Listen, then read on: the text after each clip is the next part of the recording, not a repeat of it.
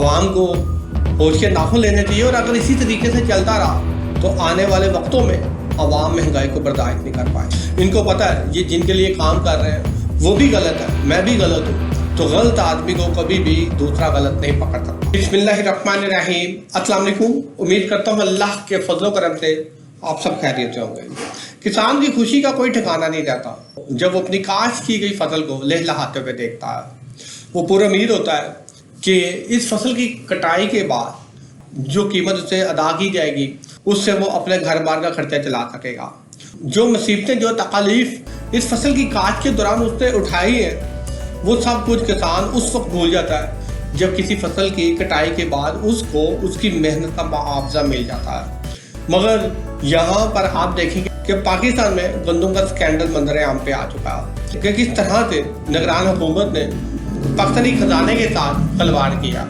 हालांकि पाकिस्तान के पास उस वक्त भी बहुत ज़्यादा मिकदार में गंदम मौजूद थी, मगर फिर भी पता नहीं किसे जल्दी थी कि वजारत खजाना की सिफारिश से बाहर से गंदम इंपोर्ट की जाने लगी। बाहर से गंदम इंपोर्ट करने का वक्त भी वही था जब किसानों ने अपनी गंदम बेच दी थी। किसान अपने हक लेने के लिए सड़कों पर आए। किसानों ने यहाँ तक आवाज़ बुलंद की कि जो कीमत हुकूमत लगा रही है उससे तो उनकी लागत ही पूरी नहीं होती।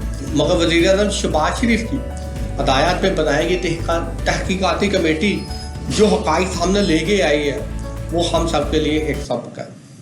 अब ये देखें कि पाकिस्तान पहले ही सियासी इंतशार का शिकार है। इस सियासी इंतशार की वजह से पाकिस्तान की जो मुआशत है वो आगे करते चले डूबी हुई है।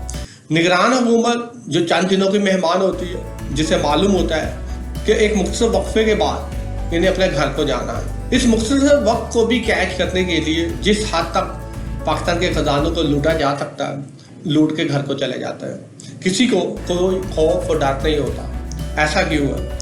पाकिस्तान में कहने को तो एहतसाब के अदारे मौजूद हैं, मगर इन एहतसाब के अदारों ने अभी तक एक ऐसी काबिल तरीन मिसाल नहीं जोड़ी जिससे दूसरे इबरत हासिल करें, जिससे हर वो शख्स जो एक दफ़ा करप्शन करने लगे तो कम अज़ कम उसके हाथ काम पे कड़े एहतसाब का खौफ उसे करप्शन से दूर ले जाए।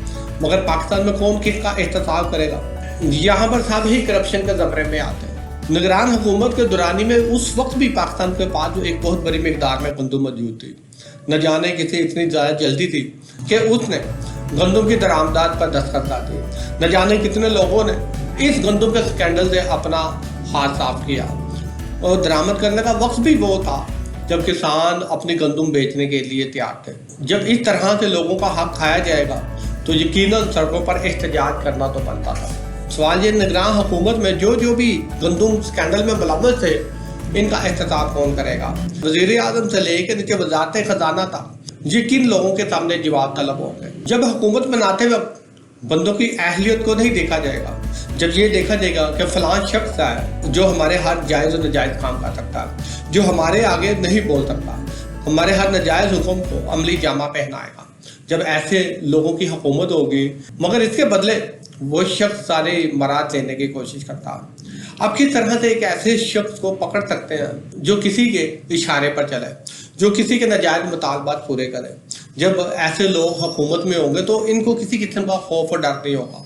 इनको पता है ये जिनके लिए काम कर रहे हैं वो भी गलत है, मैं भी गलत हूँ, तो गलत आदमी को कभी भी दूसरा गलत नहीं पकड़ सकता और ना ही ऐसे लोगों का एहतसाब हो सकता है। पाकिस्तान की अगर तारीख देखें तो स्कैंडल से बड़ी बड़ी है और कई स्कैंडल तो अभी तक सुप्रीम कोर्ट में ज़ेर इल्तवा है, मगर हमें तमाम स्कैंडल्स में मुलव्वस एक भी सियासतदान ऐसा नहीं मिलता जिसको इबरतनाक सजा दी गई हो। IMF से कर्जा लेना एक कामयाबी समझा जाता है और ये कर्जा सिर्फ इस वजह से लिया जाता है कि मुल्क की माशत को सहारा दिया जा सके, कुछ ऐसी इस्लाहात करें जिससे मुल्क की माशत संभल सके। एक मुल्क जिसकी माशत कर्जे तले दबी हुई हो और ऊपर से और ऐसे लोग बैठे हों जिनके पास अवामी मैंडेट ना हो, अगर निगरान हुकूमत है तो ऐसे लोग हो जो अपनी मन मर्जी के मुताबिक लाए जाए, तो फिर अंधेर नगरी तो होगी। मगर किसी एक शख्स को भी ऐसा भी ख्याल ना आया कि मुल्क तो पहले ही डूबा जा रहा है, वो मुल्क जिसके लिए मीडिया बार बार डिफॉल्ट होने के अलार्म बजाता रहा। इन लोगों को मुल्क से क्या लगे? मुल्क डूबता है तो डूबे। इन्होंने अपने मुख्तसर वक्त को कैच करने के लिए मुल्क के खजाने को हर हाल में लूटना है। کیونکہ قرضے تو عوام نے اتارتے ہیں اور عوام کے لیے یہ اب سارا کچھ آنکھیں کھول دینے کے مترادف ہے. عوام کو ہوش کے ناخن لینے چاہیے اور اگر اسی طریقے سے چلتا رہا تو آنے والے وقتوں میں عوام مہنگائی کو برداشت نہیں کر پائے گی. شکریہ.